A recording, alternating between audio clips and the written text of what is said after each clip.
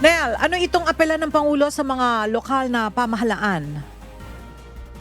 Yes, and muling nanawagan si Pangulong Ferdinand Marcos Jr. ng whole of nation approach para mabawasan ang epekto ng climate change. Sa kanyang talumpati sa pamamahagi ng tulong sa Oriental Mindoro, ipinaliwanag ng Pangulo na wala na mga makapipigil sa mga sakuna, ngunit maaaring maiwasan ang matinding epekto nito sa pamamagitan ng kooperasyon ng lahat.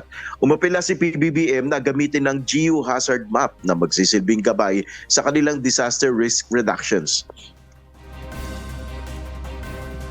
Kailangan din namin ang inyong kooperasyon at suporta para magtagumpay ang mga hakbang na makakapagpatatag sa inyong komunidad laban sa sakuna.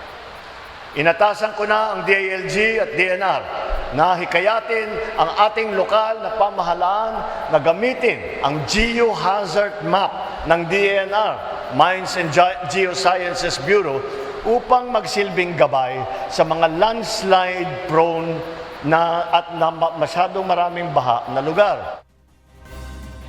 Muli ring hinimok ng Pangulo ang ating mga kababayan na sumunod sa mga babala ng mga lokal na pamahalaan para sa kaligtasan ng lahat.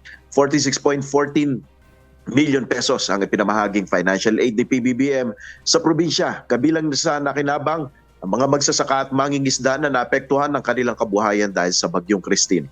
Matapos ang pagbisita ng Pangulo sa Oriental Mindoro ay pumunta naman ng Pangulo ngayong araw sa Cavite at doon din ay namahagi rin siya ng financial assistance sa mga naapektuhan ng bagyo.